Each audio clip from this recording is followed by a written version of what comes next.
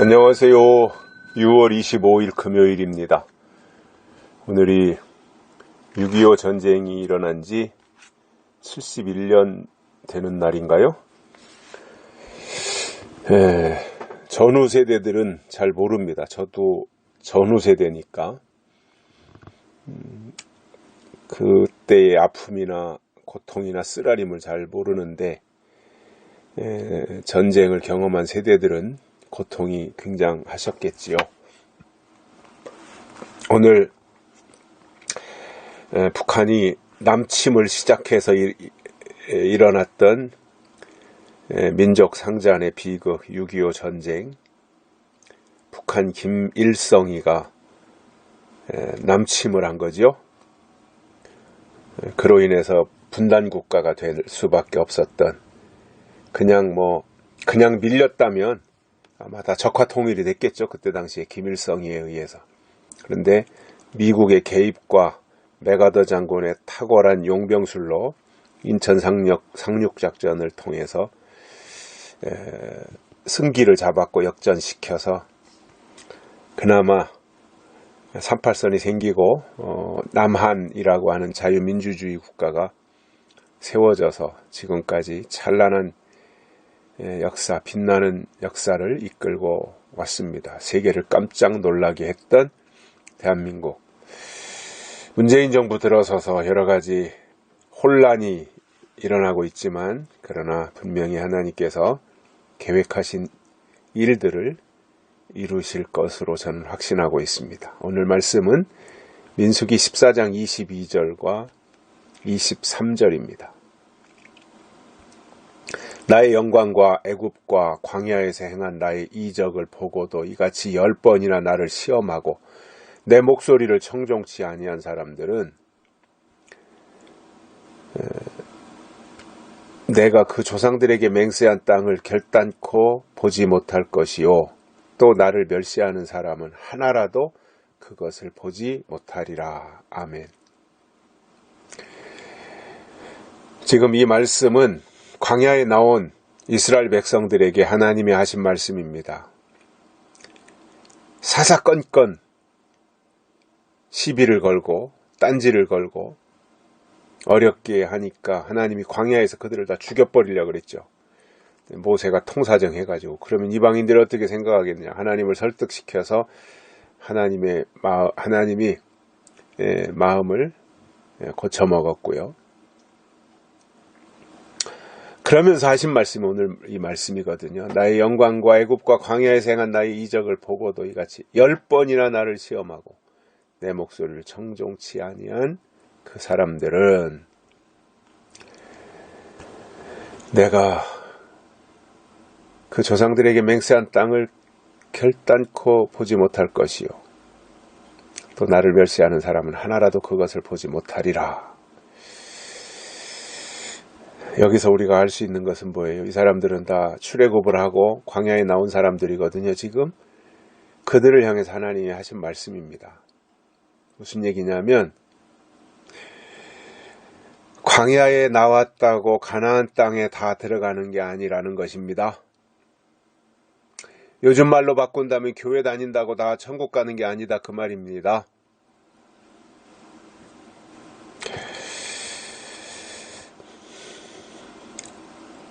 하나님이 지금 이스라엘 백성, 광야의 이스라엘 백성들을 책망하시는 내용이 뭐예요?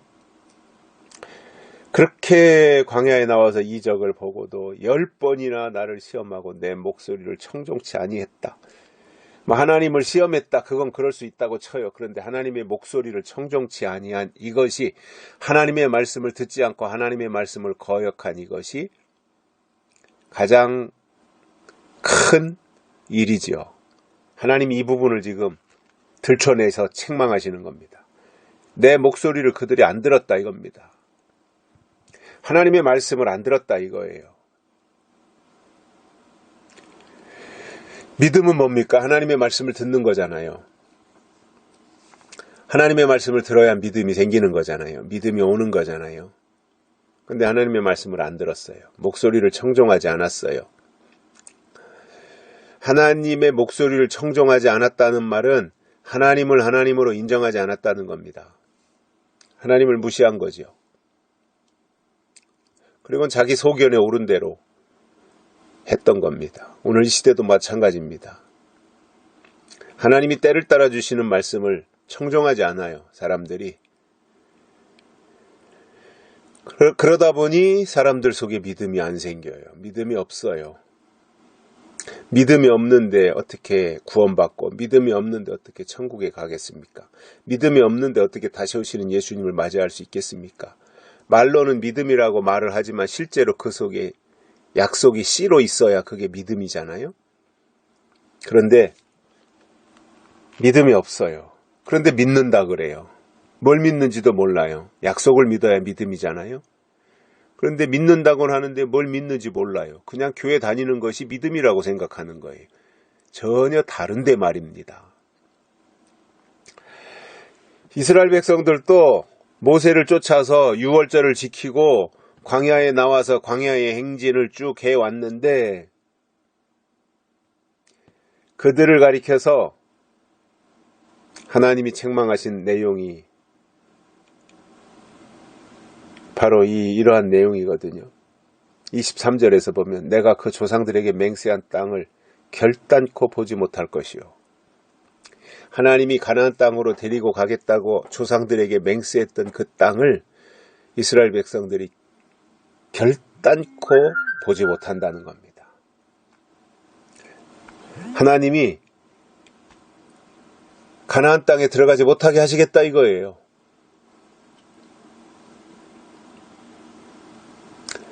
그러니 출애굽은 왜 했어요? 가나안 땅에 들어가기 위해서 출애굽을 한 거예요. 광야에는 왜 나왔어요? 가나안 땅에 들어가는 게 목적이에요. 그런데 가나안 땅에 들어가지 못한다. 그것은 가나안 땅에 들어가지 못하는 광야 생활은 아무 의미가 없어요. 가나안 땅에 들어가지 못하는 출애굽은 아무런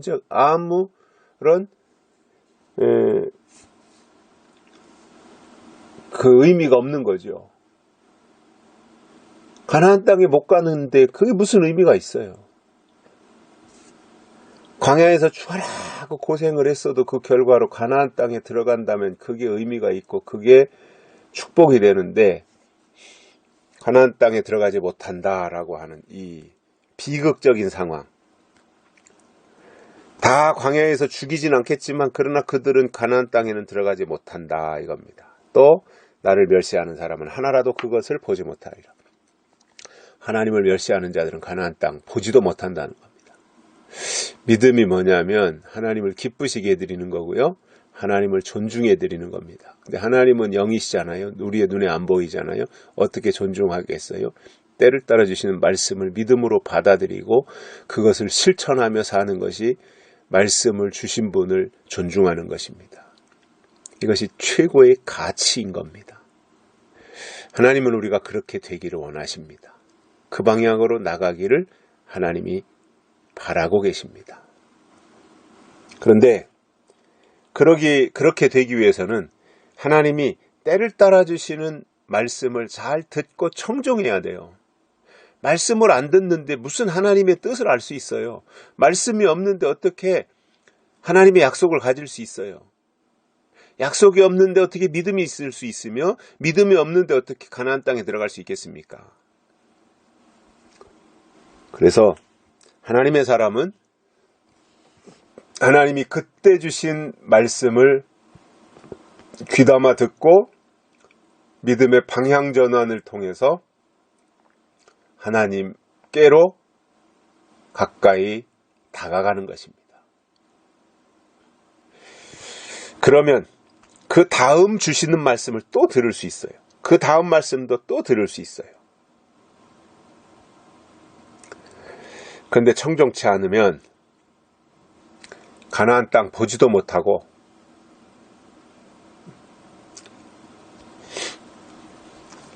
멸시하는 사람도 가나안 땅 근처에는 얼씬도 못한다라는 거, 이 말씀을 해주셨습니다. 그래서 아마 이 말씀 이런 말씀들을 근거로 해서 이스라엘 백성들이 출애굽한 1세대 60만 3,550명이죠.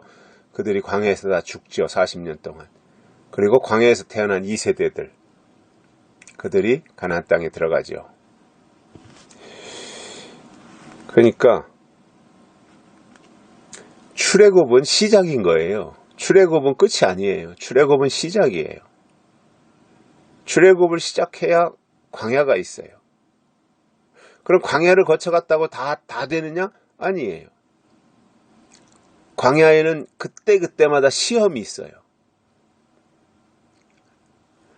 지금 오늘 본문 앞에서도 12정탐꾼 가나안 땅을 정탐하고 와서 하는 보고, 이런 것들을 통해서 그들의 믿음의 분량을 볼 수 있었잖아요.